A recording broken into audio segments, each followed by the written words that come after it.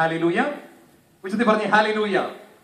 നമ്മൾ രാജാക്കന്മാരുടെ പുസ്തകത്തിൽ ഇങ്ങനെ കാണുന്നു, സത്യ ദൈവത്തെ മറന്ന് ജനം പാപത്തിൽ ആയ സമയത്ത് ദൈവം ഏലിയ എന്ന് പറയുന്ന ഒരു പ്രവാചകനെ ജനത്തെ തിരിച്ചു കൊണ്ടുവരാൻ വേണ്ടി ദൈവം അയക്കുകയാണ്. ഇൻഫാക്ട് അഗ്നി ഇറക്കി ജനത്തെ തിരിച്ചു കൊണ്ടുവരാനാണ് ദൈവം ഏലിയ പ്രവാചകനെ അയക്കുന്നത്. ഹല്ലേലൂയ.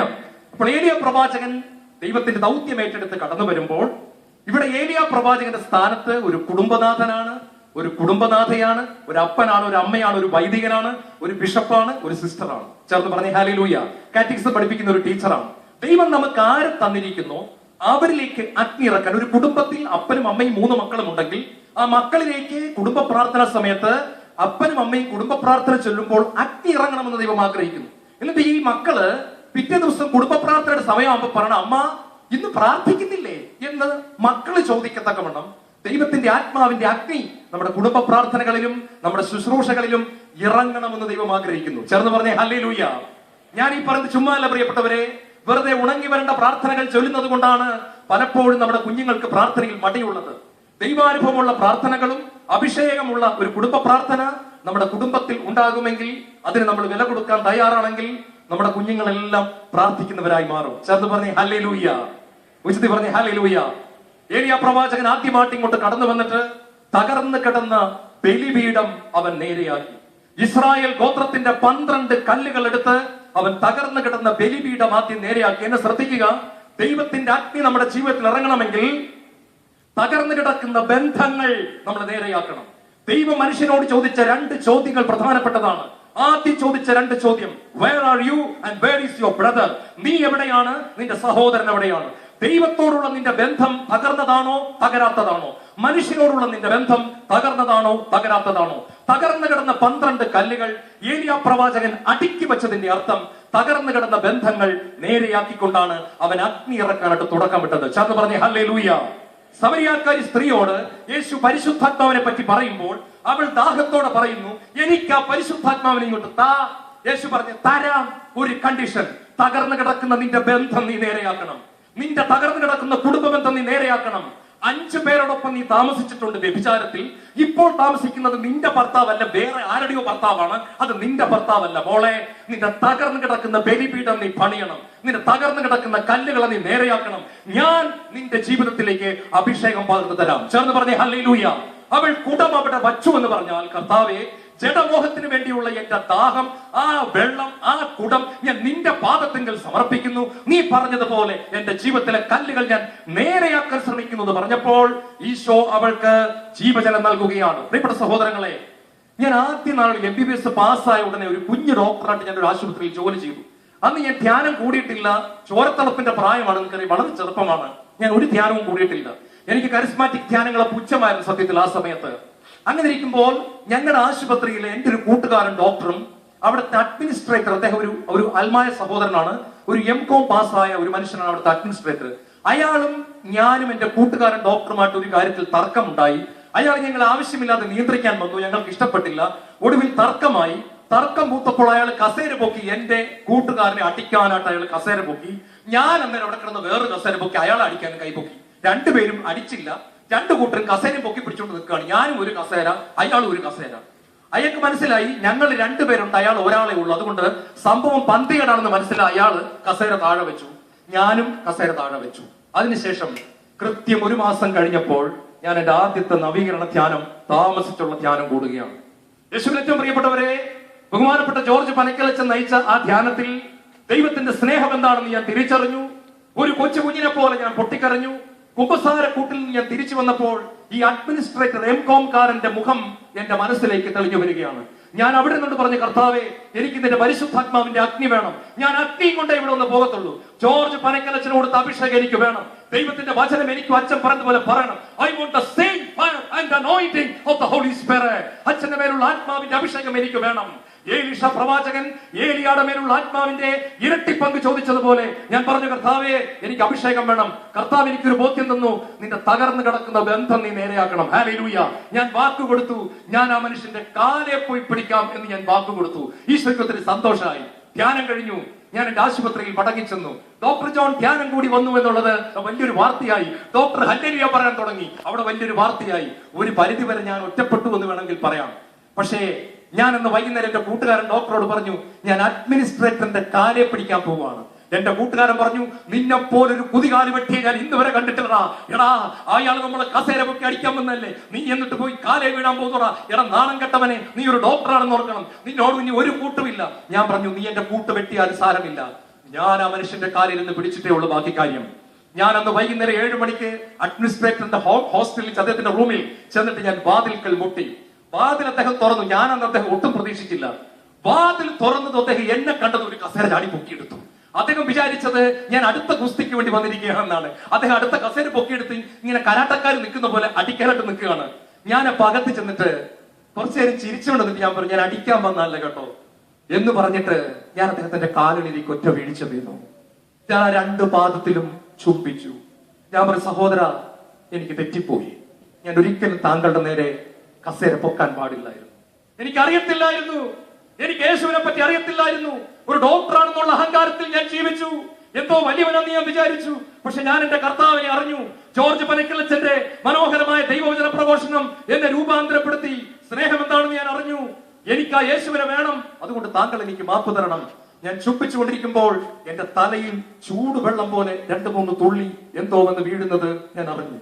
ഇതെന്താണെന്നറിയാൻ ഞാൻ നോക്കുമ്പോൾ ആ മനുഷ്യന്റെ കണ്ണുകളിൽ നിന്ന് കണ്ണുനീർ ഒഴുകി ഒഴുകി ഒഴുകി ഒഴുകി എന്റെ ശിരസിലേക്ക് വീണുകൊണ്ടിരിക്കുകയാണ്. ഞാൻ എഴുന്നേറ്റു. ഞങ്ങൾ 2 പേരും കെട്ടിപ്പിടിച്ച് കുറെ നേരം കരഞ്ഞു. അതിനുശേഷം സംഭവിച്ചത്, ആ മനുഷ്യനോട് പറഞ്ഞു, ഡോക്ടർ ജോൺ, നമുക്ക് മറ്റേ ഡോക്ടറിന്റെ മുറിയിലേക്ക് പോകാം. എനിക്കിന്ന് അദ്ദേഹവുമായിട്ട് രമ്യതപ്പെടണം. പ്രിയപ്പെട്ടവരെ, ഞങ്ങൾ 2 പേരും കൂടി അദ്ദേഹത്തിന്റെ മുറി ചെന്നു. അവൻ ഇത് കണ്ട ഭാഗമല്ലാതായി. പക്ഷെ അഡ്മിനിസ്ട്രേറ്റർ ആ ഡോക്ടറിനെ കയറി കെട്ടിപ്പിടിച്ചു. അതൊരു ഹിന്ദു ഡോക്ടറായിരുന്നു. ചേർന്ന് പറഞ്ഞ് ഹല്ലേലൂയ. അവിടെ വലിയ സ്നേഹം അലതല്ലി. ഞങ്ങൾ 3 പേരും കുറെ നേരം കരഞ്ഞു. കർത്താവ് പറയാണ്, നിങ്ങൾ അഗ്നി ഇറക്കണമെങ്കിൽ തകർന്നു കിടക്കുന്ന ബലിപീഠങ്ങൾ നിങ്ങൾ നേരെയാക്കിയേ പറ്റത്തുള്ളൂ. തകർന്നു കിടക്കുന്ന ബലിപീഠം നേരെയാക്കണം. ഈശോ പറഞ്ഞു, ബലിയർപ്പിക്കാൻ പോകുമ്പോൾ നിങ്ങൾക്ക് ആരോടെങ്കിലും എന്തെങ്കിലും വിരോധമുണ്ടെങ്കിൽ അത് നിങ്ങൾ ക്ഷമിക്കുവിൻ. നിങ്ങളുടെ സ്വർഗത്തിലെ പിതാവ് നിങ്ങളുടെ തെറ്റുകൾ ക്ഷമിച്ച് ബലി സ്വീകരിക്കും. ഹല്ലേലൂയ. നമ്മൾ ഇന്ന് കൺവെൻഷൻ കഴിഞ്ഞ് പോകുമ്പോൾ നമ്മളെയൊക്കെ വേദനിപ്പിച്ചവർ, നമ്മളെ ദുരുപയോഗിച്ചവർ, നമ്മുടെ മാനം കെടുത്തിയവർ, നമ്മുടെ സൽപ്പേര് കളങ്കപ്പെടുത്തിയവർ, പൈസ വാങ്ങിച്ചിട്ട് തിരിച്ചു ചോദിക്കാൻ ചെന്നപ്പോ തെറി വിളിച്ചവർ, ഇങ്ങനെ തുടങ്ങി ഒരുപാട് പേരുണ്ട് കേട്ടോ. പക്ഷെ ഒരു കാര്യം ഞാൻ പറഞ്ഞേക്കാം, നിങ്ങൾ കർത്താവിന്റെ വചനം അനുസരിക്കുമെങ്കിൽ കർത്താവ് നിങ്ങളെയും മാനിക്കും. വചനം ഇങ്ങനെ പറയുന്നു, എന്നെ ബഹുമാനിക്കുന്നവനെ ഞാനും ബഹുമാനിക്കും. ദൈവമേ, ഇതൊന്നും അടിവരയിടണം കേട്ടോ. എന്നെ ബഹുമാനിക്കുന്നവനെ ഞാനും ബഹുമാനിക്കും. ദൈവം സ്നേഹിക്കും എന്നല്ല പറഞ്ഞിരിക്കുന്നത്. ദൈവത്തിന് എല്ലാവരോടും സ്നേഹ, പക്ഷെ ബഹുമാനം ഉണ്ടല്ലോ. ഒരു മനുഷ്യനെ ദൈവം ബഹുമാനിച്ചു കഴിഞ്ഞാൽ അതൊന്നും കാണേണ്ട കാര്യം തന്നെയായിരിക്കും. Praise the Lord. എന്നെ ബഹുമാനിക്കുന്നവനെ ഞാനും ബഹുമാനിക്കും. ഞാൻ നിങ്ങളോടൊരു സംഭവം പങ്കുവയ്ക്കാം. വർഷങ്ങൾക്ക് മുമ്പ് ഒരു ഒളിമ്പിക്സ് നടക്കുകയാണ്. ഒളിമ്പിക്സ് മത്സരം. അതിൽ പങ്കെടുക്കാൻ യൂറോപ്പിൽ നിന്നും എറിക് ലിൻഡൽ എന്ന് പറയുന്ന ഒരു മനുഷ്യൻ ഓടാനായിട്ട് വന്നു. ലോകത്തിൽ ഏറ്റവും വേഗത്തിൽ 100 മീറ്ററിൽ ഓടുന്ന മനുഷ്യനാണ്. ആ മനുഷ്യൻ ഓടി ഓടി ഫൈനൽ റൗണ്ടിലെത്തി. പക്ഷേ സംഘാടകർ ഞായറാഴ്ച ദിവസം കൊണ്ടുപോയി ഓട്ടത്തിന്റെ ഫൈനൽ വെച്ചു.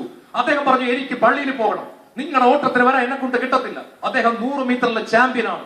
അദ്ദേഹം ഓടാൻ തയ്യാറായില്ല. അദ്ദേഹം പള്ളിയിൽ പോയി കർത്താവിനെ ആരാധിച്ചു.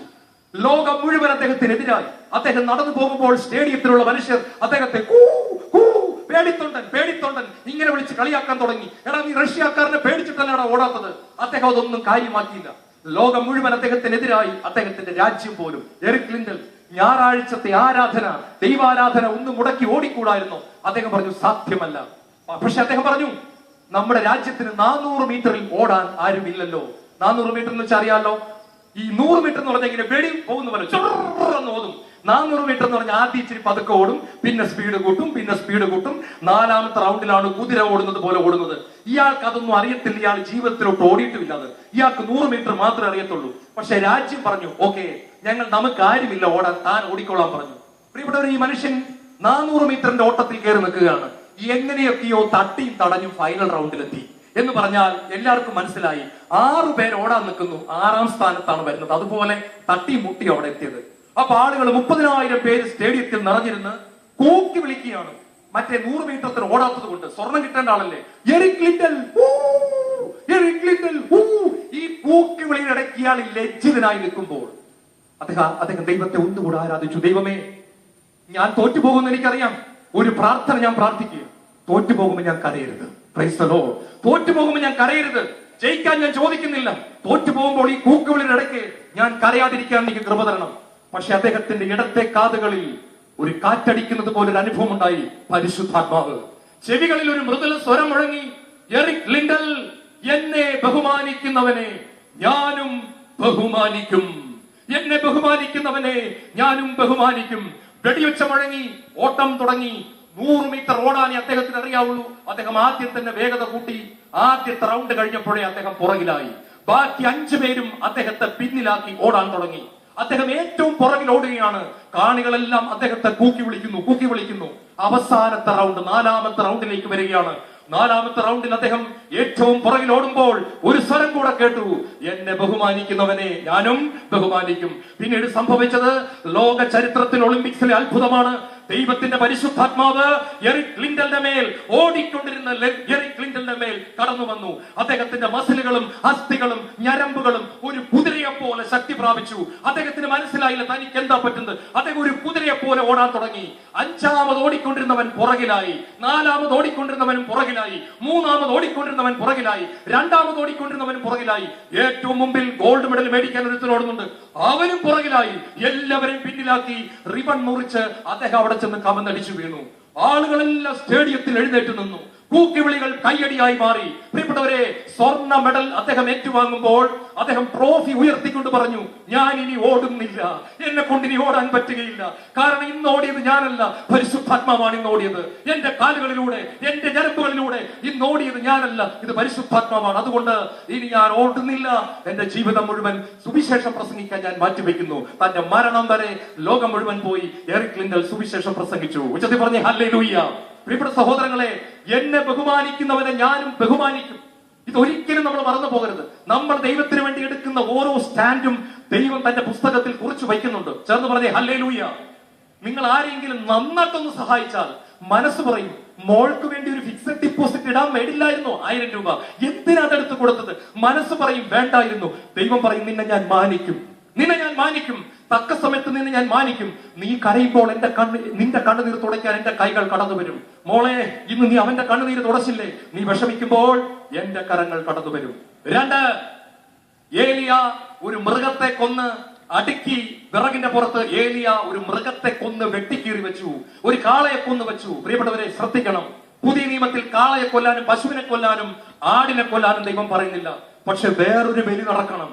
നിങ്ങളുടെ ശരീരങ്ങളെ വിശുദ്ധവും ദൈവത്തിന് പ്രീതികരവുമായ സജീവ ബലിയായി സമർപ്പിക്കണം. പഴയ നിയമത്തിൽ കാളകളെയും ആടുകളെയുമാണ് കൊന്നതെങ്കിൽ പുതിയ നിയമത്തിൽ ദൈവം പറയുന്നു, നമ്മളുടെ ശരീരങ്ങളെ നമ്മൾ ബലിയായിട്ട് സമർപ്പിക്കണം. ചേർന്ന് പറഞ്ഞേ ഹല്ലേലൂയ. നമ്മളെ ദൈവം വിളിക്കുന്ന പേര് രാജകീയ പുരോഹിതൻ എന്നാണ്. നിങ്ങൾ മനസ്സിലാക്കണം, പുരോഹിതൻ ബലിയർപ്പിക്കേണ്ടവനാണ്. 24 മണിക്കൂറും ഒരു ബലി നടക്കണം. ഇങ്ങോട്ട് നോക്കിക്കേ, ഞാൻ പറഞ്ഞത് എങ്ങനെയായി ബലി അർപ്പിക്കേണ്ടത്. നമ്മൾ റോഡിലൂടെ നടന്നു പോകുമ്പോൾ ഒരു ചീത്ത പോസ്റ്റർ കാണുകയാണ്. നമ്മുടെ ഉള്ളിൽ ഇരുന്നുകൊണ്ട് ജഡം പറയുന്നു, നോക്കുക, നിന്റെ ഭാര്യ അടുത്തില്ല, ഭർത്താവ് അടുത്തില്ല, മക്കളടുത്തില്ല, ഒന്ന് നോക്കിക്കേരെ, കുഴപ്പമില്ല. സുന്ദരിയായ ഒരു സ്ത്രീ ഉടുത്തൊരുങ്ങി പോകുമ്പോൾ വിവാഹം കഴിച്ചൊരു പുരുഷനോട് ഉള്ളു പറയാണ്, നോക്കുക, നിന്റെ ഭാര്യ കൂടെ ഇല്ല, നന്നായിട്ട് അവളുടെ സൗന്ദര്യം ഒന്ന് ആസ്വദിക്കുക. ഉടനെ ശ്രദ്ധിക്കണം, രാജകീയ പുരോഹിതനായ ഞാൻ ഒരു ബലി അർപ്പിക്കണം. കർത്താവേ, എന്റെ കണ്ണുകൾ ഒരു ബലിയായി ഞാൻ അങ്ങേക്ക് അർപ്പിക്കുന്നു. ഞാനൊരു പുരോഹിതനാണ്, രാജകീയ പുരോഹിതഗണം. ഈ സമയം ഞാൻ ബലി അർപ്പിക്കാൻ ആഗ്രഹിക്കുന്നു. കർത്താവേ, എന്റെ കണ്ണുകളെ ഞാൻ ഒരു ബലിയായി അർപ്പിക്കുന്നു. ചേർന്ന് പറഞ്ഞേ ഹല്ലേലൂയ. ലോകത്തിലെ മറ്റാരും ഇത് കണ്ടില്ല.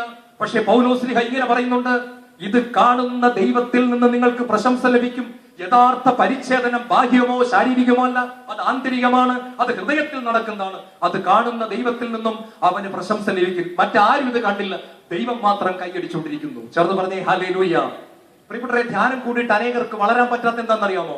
ചാടും തുള്ളും മറിയും തലകുത്തി മറിയും ഒക്കെ നമ്മൾ ചെയ്യും. പക്ഷെ നമ്മൾ ഇത് കഴിഞ്ഞങ്ങോട്ട് തീരുന്നതോടെ നമ്മൾ പഴയ മനുഷ്യരായി തീരുകയാണ്. കാരണം നമ്മൾ ബലിയർപ്പിക്കാൻ മറന്നുപോയി. നമ്മൾ കൺവെൻഷൻ ഹാളിന്റെ അകത്ത് വേറൊരു സ്വഭാവവും, കൺവെൻഷൻ ഹാളിന്റെ പുറത്തേക്ക് 4 മണിക്ക് ഇറങ്ങുന്നതോടെ നമ്മുടെ പഴയ പരിപാടി എല്ലാം ഇറക്കുകയാണ്. പൗലോസ് ശ്ലീഹ മനോഹരമായ ഭാഷയിൽ ഇത് പറഞ്ഞിട്ടുണ്ട്. ഞാൻ യേശുവിനോടുകൂടെ ക്രൂശിതനായിരിക്കുന്നു, ഇനിമേൽ ഞാനല്ല ജീവിക്കുന്നത്, യേശുവാണ്. എന്താണ് എന്റെ അർത്ഥം എന്നറിയാമോ? പൗലോസ് പറയാണ്, ഞാൻ ക്രൂശിൽ കിടക്കുന്നു. എന്നെ അടിച്ച വ്യക്തിക്ക് തിരിച്ചൊരു അടി കൊടുക്കാൻ എനിക്ക് തോന്നുന്നുണ്ട്, പക്ഷെ എനിക്ക് പറ്റണില്ല. ഞാൻ ക്രൂശിലാണ്. എന്റെ കൈകൾ ആണിയടിക്കപ്പെട്ടിരിക്കുന്നു. നാഥന്റെ കുരിശിൽ ഞാനും തറയ്ക്കപ്പെട്ടിരിക്കുന്നു. എന്നെ അടിച്ച വ്യക്തി അടിക്കാൻ എനിക്ക് പറ്റുന്നില്ല. ഇനി ഒന്നുകൂടെ പൗലോസ് പറയുന്നു, എന്നെ ചീത്ത വിളിച്ച ആളിനെ തിരിച്ച് 2 പറയണമെന്നുണ്ട്, പക്ഷെ കുരിശിൽ കിടക്കുമ്പോൾ നാവ് അണ്ണാക്കിനോട് ഒട്ടിയിരിക്കുന്നു. എനിക്ക് അവരെ തിരിച്ചൊന്നും പറയാൻ പറ്റുന്നില്ല. പ്രിയപ്പെട്ട, ഇന്ന് നമ്മൾ ഇങ്ങനെ പോയാൽ നിങ്ങൾ ദൈവത്തിന്റെ മഹത്വം കാണും. നിങ്ങൾ ഇന്ന് രാത്രി ഇന്ന് കുടുംബ പ്രാർത്ഥന നടത്താൻ നിങ്ങൾ ആദ്യത്തെ പാട്ട് പാടുമ്പോൾ നിങ്ങളുടെ മക്കൾ കരയും. അവര് പറയും, മമ്മിയുടെ പല കുടുംബ പ്രാർത്ഥനയ്ക്ക് ഞങ്ങൾ ഇരുത്തിട്ടുണ്ട്, പക്ഷേ കരച്ചിലടക്കാൻ പറ്റുന്നില്ല മമ്മി. ഈശോ തൊടുന്ന അനുഭവം വരുന്നു മമ്മി, ഈശോ തൊടുന്ന അനുഭവം പെടുന്നു. പൗലോസ് പറയാണ്, I no longer live but Christ lives in me. ഞാൻ ജീവിക്കുന്നില്ല, കർത്താവ് എന്നിൽ ജീവിക്കുന്നു. എന്റെ കണ്ണുകൊണ്ട് പലതും കാണണമെന്നുണ്ട്, പക്ഷെ കുരിശിൽ കിടക്കുന്ന എന്റെ കണ്ണുകളിൽ ഇരുട്ട് കയറിയിരിക്കുന്നതിനാൽ എനിക്കൊന്നും കാണാൻ സാധിക്കുന്നില്ല.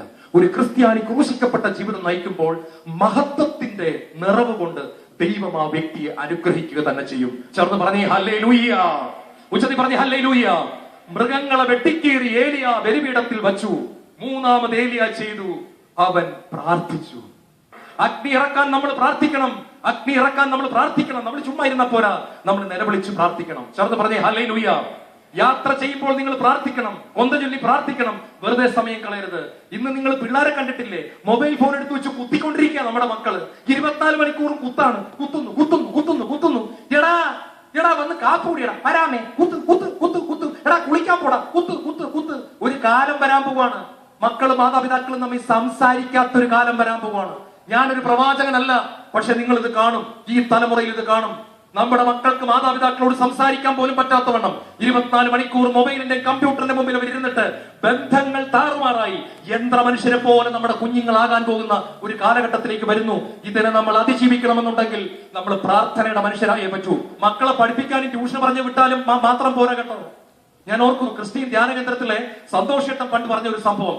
ഒരു ബെൻസ് കാറിൽ ഒരു മനുഷ്യൻ, വലിയ പണക്കാരനാണ്, അയാൾ ഇങ്ങോട്ട് വന്നു. 10ാം ക്ലാസ്സിൽ പഠിക്കുന്ന മകനെ ഇങ്ങോട്ട് കൊണ്ടുവന്നിട്ട് പറഞ്ഞു, 250 രൂപ അടച്ചിട്ടുണ്ട്, ഇവനെ ഒന്ന് നന്നാക്കിത്താ. എന്നിട്ട് ഈ മനുഷ്യൻ അങ്ങോട്ട് പോകാണ്. അപ്പൊ സന്തോഷേട്ടൻ അയാളോട് ചോദിച്ചു, ചേട്ടാ അപ്പുറത്ത് വലിയവരുടെ ധ്യാനം അപ്പുറത്തെ ഹോളിലുണ്ട്, ചേട്ടൻ അതും കൂടെ കൂടിക്കോ, എന്നിട്ട് ശനിയാഴ്ച നമുക്ക് ഒരുമിച്ച് പോകാം. താൻ എന്നെ നന്നാക്കാനൊന്നും പറയണ്ട, അവനെ നന്നാക്കി തന്നെച്ചാ മതി. ഞങ്ങളെ നന്നാക്കാൻ നടക്കും, ഒരു ചവിട്ട് താഴെ. എന്നിട്ട് അയാൾ ചവിട്ടി കുലുക്കി ബെൻസ് കാർ സ്റ്റാർട്ട് ചെയ്ത് പോയി. അപ്പൻ പോയി കഴിഞ്ഞപ്പോൾ സന്തോഷേട്ടൻ കുഞ്ഞിനോട് ചോദിച്ചു, മോനെ എന്താ നിന്റെ പപ്പ ഇങ്ങനെ പറയാൻ കാരണം? അപ്പൊ അവൻ പൊട്ടിക്കരഞ്ഞിട്ട് പറഞ്ഞു, അങ്കളെ, പപ്പ എല്ലാ ദിവസവും മദ്യപിച്ചിട്ട് വന്ന് മമ്മിയെ ബെൽറ്റ് കൊണ്ട് അടിക്കും. ഇത് നാളുകളായിട്ട് തുടങ്ങി, പാന്റിന്റെ ബെൽറ്റ് ഊരി അടിക്കും. ഞാനിത് കുഞ്ഞിനെ തൊട്ടേ കണ്ടുകൊണ്ടിരിക്കുകയാണ്. ഈ 10ാം ക്ലാസ്സിൽ എത്തിയ സമയത്ത് എന്റെ കൂട്ടുകാർ പറഞ്ഞടാ, അയാൾ അങ്ങനെ വിട്ടാൻ പറ്റത്തില്ല, നീ ഒരു ദിവസം വെള്ളം അടിച്ചുകൊണ്ട് നിന്നിട്ട് 2 എണ്ണം കൊടുക്കാൻ പറഞ്ഞു. കൂട്ടുകാരെല്ലാം കൂടെ പിരിവിട്ടു, ഇവനെ വെള്ളം അടിപ്പിച്ചു. അപ്പൻ അന്ന് വൈകിട്ട് ഒരു 6 മണിക്ക് വെള്ളം അടിച്ച് വീട്ടിൽ കയറി വരുമ്പോ ഗേറ്റ് തുറന്ന് പുറകെ മകൻ 4 കാലിലോട്ട് കയറി വരികയാണ്. അപ്പൻ കഥാപ്രസംഗം ആരംഭിച്ചു. ബെൽറ്റ് ഊരി അമ്മയ്ക്കിട്ട് അടിക്കാൻ ഇവൻ കയ്യെ കയറി പിടിച്ചിട്ട് പറഞ്ഞു, ഇനി അടിച്ച കൊന്നുകളയാനെന്ന് പറഞ്ഞു. അപ്പൻ കിടുക്കിപ്പോയി. ജീവിതത്തിൽ ആദ്യമായിട്ടാണ് തന്റെ മകൻ തന്റെ നേരെ പിടിക്കുന്നത്. അന്ന് രാത്രിയിൽ ആ മനുഷ്യൻ ഭാര്യയോട് പറഞ്ഞു, നമുക്ക് നമ്മുടെ മകനെ ധ്യാനം കൂടാൻ വിടാം. പ്രിയപ്പെട്ട സഹോദരങ്ങളെ, അപ്പന്മാരെ അമ്മമാരെ കേൾക്കണം ഞാൻ ഈ പറയുന്നത്. അന്ന് രാത്രി അയാൾ പറയാണ്, ഞാൻ എന്റെ മകനെ ധ്യാനം കൂടാൻ വിടാം. അവനെ പിടിച്ചോണ്ട് വന്നിരിക്കുക നന്നാക്കാൻ. എന്നിട്ട് ചേട്ടൻ ധ്യാനം കൂടും. അതെ, നമുക്കെല്ലാം നമ്മുടെ മക്കൾ നന്നായാൽ മതി. മക്കൾ കമ്പ്യൂട്ടർ കാണരുത്, മക്കൾ ഫോൺ വിളിക്കരുത്, നമുക്കിതെല്ലാം ആകാം. കുടുംബ പ്രാർത്ഥനയുടെ സമയത്ത് നമുക്ക് TV കാണാം, മക്കൾ ഇരുന്ന് പഠിച്ചോണം, എല്ലാം അവര് ചെയ്തോണം. ഉച്ചത്തിൽ പറഞ്ഞേ ഹല്ലേലൂയ. കാളയെ വെട്ടി നുറുക്കി വയ്ക്കുകയും തകർന്നു കിടക്കുന്ന ബലിപീഠങ്ങൾ മാറ്റുകയും പ്രാർത്ഥിക്കുന്ന മനുഷ്യരാകുകയും ചെയ്യുമ്പോൾ 4ാമത്തെ ഘട്ടത്തിൽ അവൻ വെള്ളമെടുത്ത് ഒഴിച്ചു. എന്നെ അത്ഭുതപ്പെടുത്തുകയാണ്. കാരണം ഇസ്രായേലിൽ 3.5 വർഷമായിട്ട് മഴ പെയ്തിട്ടില്ല. അവസാനം ഉണ്ടായിരുന്ന വെള്ളം കൂടി എടുത്ത ബലിപീഠത്തിലേക്ക് കമത്തി. ചേച്ചിമാർക്കറിയാം, ഇപ്പൊ ഗ്യാസാണ്, പക്ഷെ പണ്ട് വിറക് നമ്മൾ കത്തിക്കുമ്പോൾ നമുക്ക് ഓർമ്മയുണ്ട്, നനഞ്ഞ വിറക് നമ്മൾ ആരെങ്കിലും എടുത്ത് അടുപ്പത്ത് വെക്കുമ്പോൾ നമുക്കറിയാം കത്തത്തില്ല. ഏലിയ അതിന്റെ പുറത്ത് വെള്ളമെടുത്ത് കമത്തി എന്ന് പറഞ്ഞാൽ വിശ്വാസത്തിന്റെ ഒരു പ്രവൃത്തി ഏലിയ ജനത്തിന് മുമ്പിൽ കാണിക്കുകയാണ്. Praise the Lord. എന്റെ ജനത്തിന് ഈ വിറക് കത്തിക്കാൻ ഞാൻ വെള്ളമൊഴിച്ചാൽ പോലും സാധിക്കും. വെള്ളമെടുത്ത് കുതിർത്തിയതിനു ശേഷം അദ്ദേഹം കൈപൊക്കി പിടിച്ച് പ്രാർത്ഥിച്ചു, കർത്താവേ നിന്റെ അഗ്നി ഇറക്കണമേ. അഗ്നി ഇറങ്ങി, തീ ഇറങ്ങി, ജനമെല്ലാം വാവിട്ട് നിലവിളിച്ചു, യഹോവയാണ് ദൈവം, യഹോവയാണ് ദൈവം, യഹോവയാണ് ദൈവം. പ്രിയപ്പെട്ടവരെ, ഇത് തന്നെയാണ് ദൈവം നമ്മുടെ ജീവിതത്തിൽ ചെയ്യുവാനായിട്ട് ആഗ്രഹിക്കുന്നത്. ചേർന്ന് പറഞ്ഞേ ഹല്ലേലൂയ. ഞാനൊരു കുടുംബനാഥനാണ്, ഞാൻ വചനപ്രഘോഷകൻ മാത്രമല്ല. നിങ്ങൾക്കറിയാമോ, ശാലോം ടിവിയിൽ എന്റെ മോള് എന്റെ പ്രസംഗം കേൾക്കുന്നു, അവളുടെ കൂട്ടുകാരന്റെ പ്രസംഗം കേൾക്കുന്നു, അവളുടെ ടീച്ചേഴ്സ് എന്റെ പ്രസംഗം കേൾക്കുന്നു.